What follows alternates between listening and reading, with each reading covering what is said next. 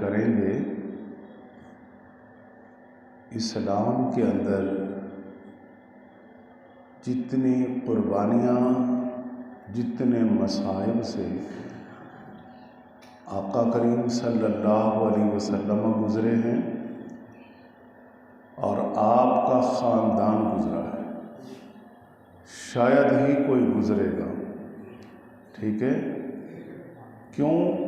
ایک طرف تو آپ صلی اللہ علیہ وسلم کا جو منصب نبوت ہے، منصب نبوت جو اللہ کی عطا سے اتنا اعلیٰ اللہ سے تعلق ہے، پھر ایک طرف مظالم کی انتہا ہے۔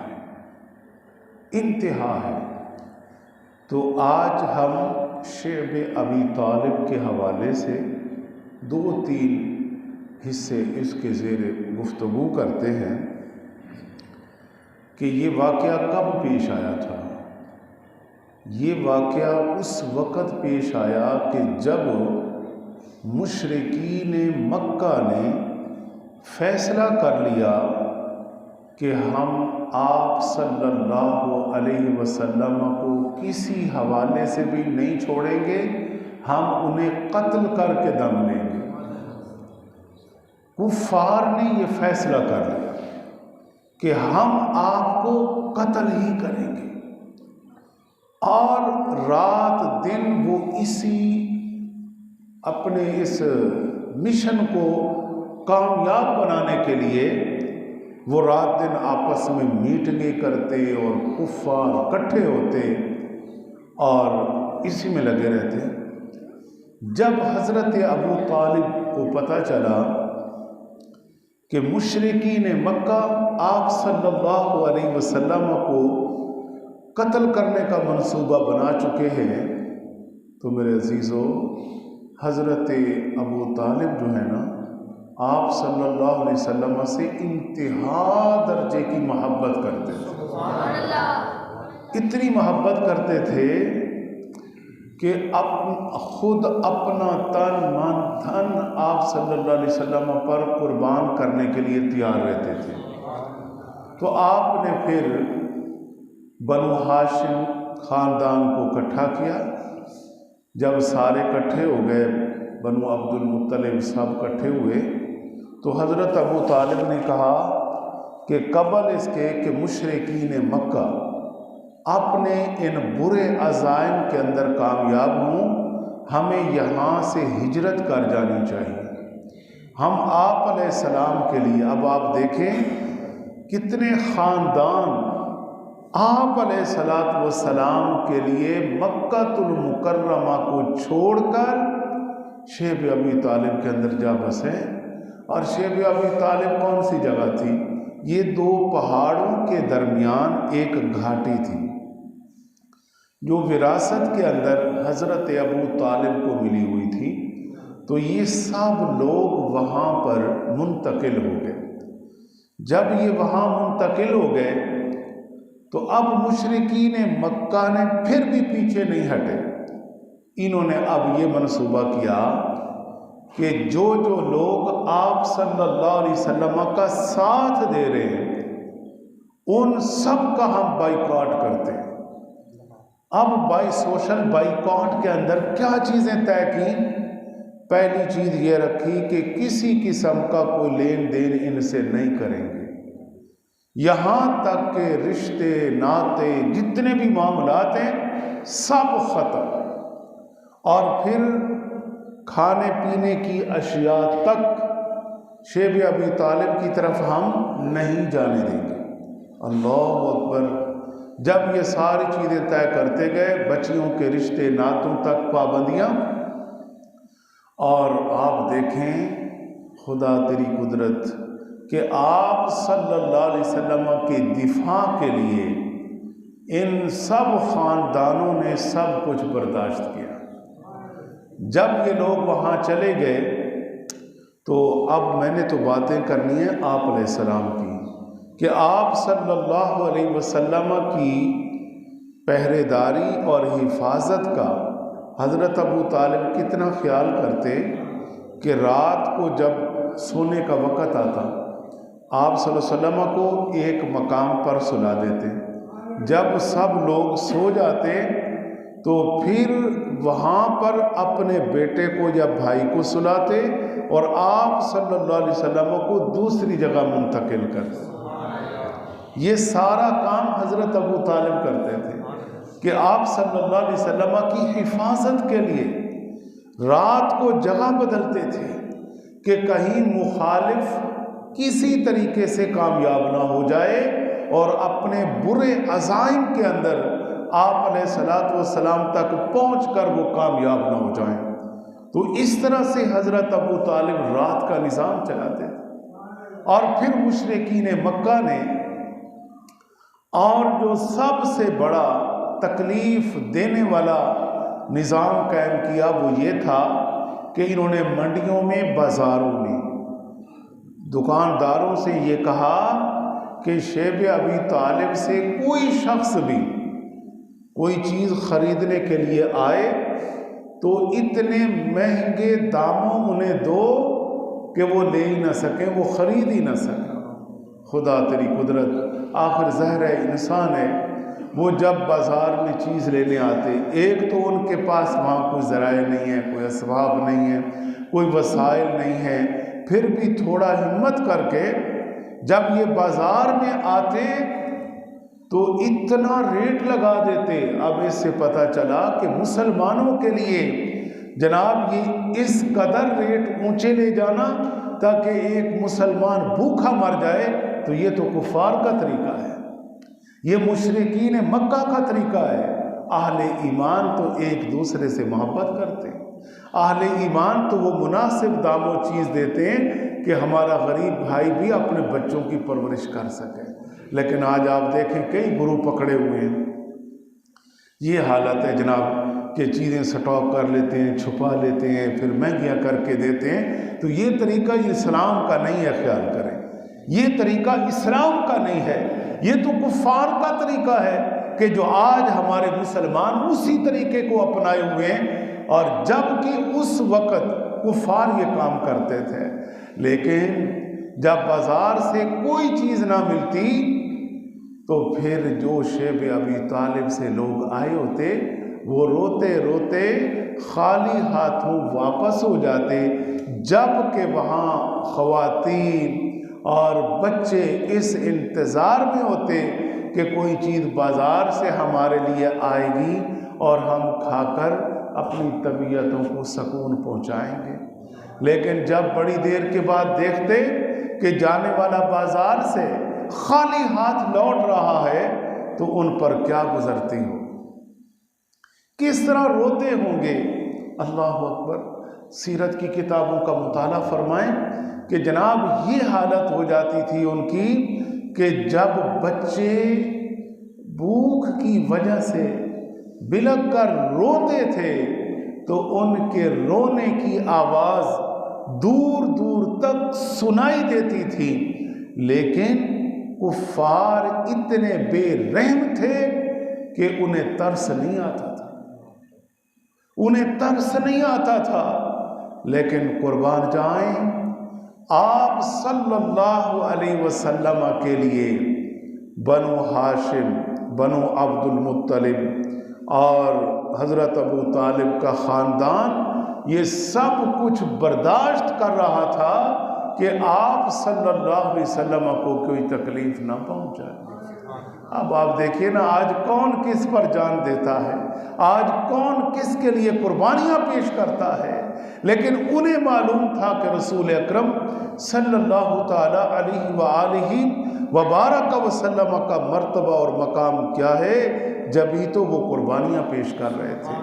اور اس دوران حضرت خدیجہ الکبریٰ کا کردار کل آپ سن رہے تھے کہ ایک وقت تھا کہ مکہ المکرمہ میں سب سے بڑے تجارتی کام ان کے تھے، لیکن آج وہ خدیجہ الکبریٰ شیب ابی طالب کے اندر آپ علیہ السلام کے ساتھ ہے اور قید و بند کی صعوبتیں برداشت کر رہے ہیں۔ اور کہاں جناب کئی اونٹ اس کے लदे हुए मंडियों के अंदर जाते थे, लेकिन हज़रत खदीजा ने सब कुछ इस्लाम के लिए कुर्बान कर दिया। कि आज वो वक़्त भी पहुंचा है कि वो खदीजा जिसके कई गुलाम और लौंडियाँ मुलाजमत करते थे, लेकिन आज वो खदीजा तने तनहा हुजूर के पास है और पहनने के लिए कपड़ों का एक लिबास है। सब कुछ इस्लाम को दे दिया, सब कुछ इस्लाम पर कुर्बान कर दिया और कुछ भी अपने लिए नहीं रखा इस खातिर। हैं जी, ऐसे आज हज़रत खदीजा का नाम कायनात के अंदर सबसे पहले इस्लाम कबूल करने वाले अफराद में पहले नंबर पर क्यों लिया जा रहा है कि इस खातून ने सब कुछ। और फिर शेब अबी तालिब के अंदर जब रात चल रही होती थी ना, तो फिर हज़रत अबू तालिब जब सब लोग सो जाते तो हज़रत अबू तालिब रात का काफ़ी हिस्सा नहीं सोते थे। आप अलैहिस्सलाम के कभी दाएं खड़े होते, कभी बाएं खड़े होते। जब सब लोग सो जाते फिर आप अलैहिस्सलाम को मोहब्बत से, प्यार से उठाकर दूसरी जगह मुंतकिल करते। फिर रात को हिफाजत पर मामूर रहते कि कहीं कोई मुशरिक आकर आप अलैहिस्सलाम को तकलीफ़ न पहुँचा दे। अल्लाहु अकबर। और वहाँ की मुश्किलात में से एक मुश्किल मज़ीद बताऊँ कि हज़रत साद बिन अबी वक्कास आप भी उन्हीं महसूरीन के अंदर शामिल थे। आप फरमाते हैं कि कुफ़ार के मज़ालिम की इस कदर इंतहा हो गई कि हमें कई रोज़ खाने को कुछ नहीं मिलता था। कई रोज़, सोचो मेरे दोस्तों, कई दिन। फिर हम क्या करते थे? फरमाते हैं कि फिर हम घास, दरख्तों के पत्ते खाकर और पानी पी लेते थे और हम पेट की आग बुझा लेते थे। आज लोग बातें करते हैं जी। इस्लाम 14 सदियां पहले भी कुफ़ार मक्का ने जुल्म किए, और आज जो इश्क रसूल, मोहब्बत रसूल की बात करे उन्हें कहा जाता है ये तो दहशतगर्द है। 10 साल का बच्चा भी शहीद हुआ है, मालूम होना चाहिए तुम्हें। और इतने बच्चे भी वहाँ दिखाई देते हैं। अरे भाई, वो एक ही आवाज़ होती है उनकी, अस्सलातु वस्सलामु अलैका या रसूल अल्लाह व अला आलिका व अस्हाबिका या हबीब अल्लाह। लेकिन कुर्बान जाएं, ये इतना सच्चा नारा है कि कोई माने या ना माने, आज लोग बड़ी बातें कर रहे हैं। लेकिन खुदा तेरी अज़मत पर कुर्बान, तेरी अपने महबूब के इज़्ज़त व अज़मत पर तेरी कितनी करम बख्शियाँ हैं कि जो नहीं मानते थे आज भी वो असम्बलियों के अंदर नारे लगा रहे हैं, ये मजबूर हैं अब। लेकिन सोचिए कि अब हज़रत साद बिन अबी वक्कास कहते हैं हम दरख्तों के पत्ते, बेरी के पत्ते और जनाब घास घूस खाकर पानी पी लेते थे और हम अपने पेट की आग बुझाते थे।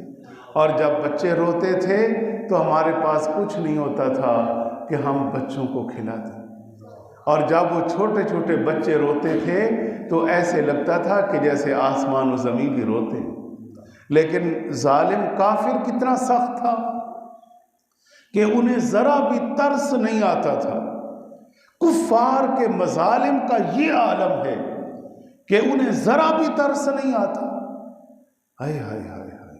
लेकिन हज़रत साद कहते हैं एक रात मुझे भूख ने इस कदर सताया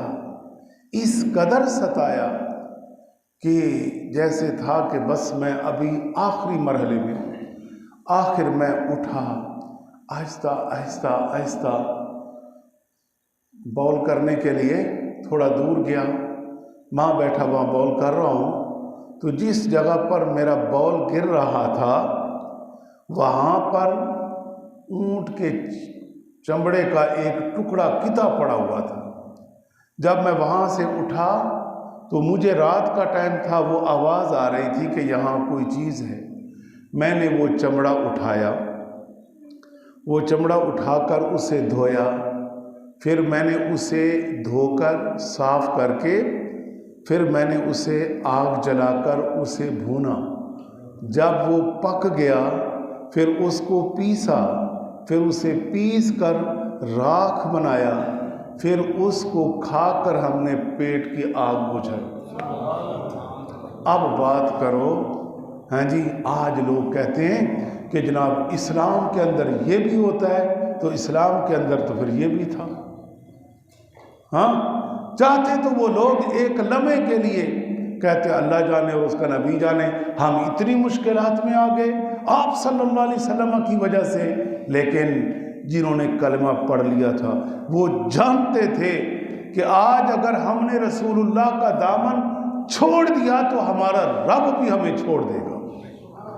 تو جو قومیں آپ صلی اللہ علیہ وسلم کی تعظیم و توقیر سے پیچھے ہٹیں وہ خیب و خاسر ہو گئے، وہ لوگ، ان پر عذاب آئے۔ اور جنہوں نے اپنے پیغمبروں پر جو قربان ہو گئے وہ اسی روئے زمین پر عزت پا گئے، اللہ نے ان کو عزتوں کے تاج عطا فرمائے۔ لیکن آپ سوچ رہے ہوں گے کہ اللہ کے نبی ہیں، اتنی مشکلات ہیں، وجہ کیا ہے؟ بھائی وجہ یہ ہے، سیدھی سی بات ہے، قربانیوں کے بعد ہی کچھ ملتا ہے۔ اللہ رب العالمین بے نیاز ہے، اگر وہ چاہے تو آپ علیہ السلام پر سمندر بہا دے دولت کے، دنیا کے، لیکن نہیں، آپ علیہ السلام نے اللہ سے کچھ مانگا ہی نہیں، کچھ مانگا ہی نہیں ہے۔ اب مشکلات، دکھ، پریشانیاں، لیکن حضرت سعد کہتے ہیں کہ وہ پیسا ہوا وہ راکھ جو ہے وہ میں نے اکیلے نہیں کھائی، میں نے تھوڑی سی چمچ برابر کھائی، پانی پی لیا کہ پیٹ کے اندر کچھ آگ بجھنے کا انتظام ہو گیا، پھر میں نے وہ دوسروں کو دیا۔ اس طرح سے صحابہ کرام جو آپ علیہ السلام کے ساتھ تھے گزارا کرتے۔ اور حضرت خدیجہ الکبریٰ رضی اللہ تعالی عنہ کی بات ہم ابھی کر رہے تھے، آپ کے ایک عزیز تھے حکیم بن حزام، ظاہر ہے مشرکین مکہ پہرا دیتے تھے کہ شیب ابی طالب کی طرف کوئی چیز لے کر چوری چھپے بھی نہ چلا جائے، اس قدر یہ لوگ پہرے میں رہتے تھے۔ ابو جہل، ابو لہب پہرا دیتے تھے، لیکن حکیم بن حزام سے نہ رہا گیا۔ ایک دن اس نے چپکے سے گندم کی ایک بوری تیار کی اور اپنے غلام کو ساتھ لیا کہ ہم ان لوگوں تک پہنچا کر آئیں جو کئی دن سے فاقے کے اندر رات دن گزار رہے ہیں۔ اور حضرت خدیجہ الکبریٰ کے یہ عزیز تھے، اور جب وہ اناج کی بوری لے جا رہے تھے راستے میں ابو جہل آ گیا۔ ابو جہل نے لڑائی شروع کر دی، کہا کہ ایک طرف تم ہمارے ساتھ معاہدے میں ہو اور دوسری طرف تم یہ سامان پہنچانے جا رہے ہو۔ اس نے لڑائی کر دی تو حکیم بن حزام نے کہا کہ خدیجہ الکبریٰ سے میرا کوئی لین دین تھا، اس کے عوض میں میں ان کا ایک قرض اتارنے کے لیے یہ اناج پہنچانے جا رہا ہوں، یہ میں اپنی طرف سے نہیں، یہ تو ان کا مجھ پر قرض تھا، میں وہ دینے کے لیے جا رہا ہوں۔ لیکن اس نے کہا میں تو نہیں جانے دوں گا۔ معاملات بڑھ گئے، اتفاق سے اس طرف ابو البختری آئے، وہ گزر رہے تھے، انہیں پتہ چلا کہ یہ لڑائی ہو رہی ہے۔ آخر کار ابو جہل سے ابو البختری نے کہا کہ ان کا معاملہ ہے، ان کی رشتہ داری ہے، ان کا لین دین ہے، تو آپ جانے دیں۔ ابو جہل نے کہا میں تو نہیں جانے دوں گا۔ اب یہاں سے اندازہ کر لیں کہ اتنے لوگ وہاں بیٹھے ہیں اور ایک گندم کی بوری کا پہنچنا وہاں مشکل ہے۔ خیر ابو البختری نے ہر طریقے سے سمجھایا، ابو جہل نہیں مانا، لڑائی ہو گئی، ہاتھا پائی ہو گئی، معاملات بڑھ گئے۔ ابو البختری کے ہاتھ کہیں سے پڑی اونٹ کی ایک ہڈی ہاتھ آئی جو اس نے اس کے سر پہ دے ماری، جس سے اسے زخمی کیا، زمین پر پٹاخ گرا دیا، اور پھر حکیم بن حزام سے کہا کہ اب میں جانوں یہ جانے، اور تم جو ہے یہ اناج وہاں پہنچا دو۔ اب اندازہ کیجئے اس قدر کی مشکلات یہاں پر پیش آئی ہیں، لیکن جو شیب ابی طالب کے اندر رہتے تھے، جتنے بھی افراد ان خاندانوں کے موجود تھے، وہ سب کچھ کس کے لیے قربان کر رہے تھے؟ یہ ہم نے فیصلہ کرنا ہے۔ یہ صعوبتیں کیوں برداشت کر رہے تھے؟ یہ سب کچھ کس لیے کیا جا رہا تھا؟ یہ سب کچھ رسول اللہ کے لیے کیا جا رہا تھا۔ سب کچھ رسول اکرم صلی اللہ تعالی علیہ وسلم کے لیے کیا جا رہا تھا، اور پھر زبانوں پر حرف شکایت تک نہ تھا۔ لیکن یہ جو سوشل بائیکاٹ مشرکین مکہ نے 1 ماہ کے لیے نہیں، 1 سال کے لیے نہیں، 3 سال تک یہ جاری رہا، اور وہاں کے موجود لوگوں پر دن اور رات کیسے گزرتے ہوں گے۔ پھر یہ مرحلہ تو اپنی جگہ تھا، اور اس سے قبل جب حبشہ کی طرف جب صحابہ کو آپ علیہ السلام نے فرمایا کافر تنگ کرتے ہیں تو وہاں چلے جاؤ، جب یہ لوگ ہجرت کر کے وہاں گئے تو مشرکین مکہ نے اپنے 2 افراد وہاں بھیجے کہ جا کر نجاشی کو کہہ دو کہ انہیں ہرگز وہاں ٹھہرنے کی جگہ ہی نہ دے۔ مکہ المکرمہ تو رہنے نہیں دے رہے، اور وہاں پر بھی نہیں، لیکن خدا تیری قدرت، جعفر بن ابی طالب جب وہاں پہنچ چکے تھے تو جب نجاشی نے بلایا تو کہا کہ یہ معاملات ہیں، یہ لوگ آئے ہیں، کیا حقیقت ہے؟ تو حضرت جعفر بن ابی طالب نے قرآن سنایا۔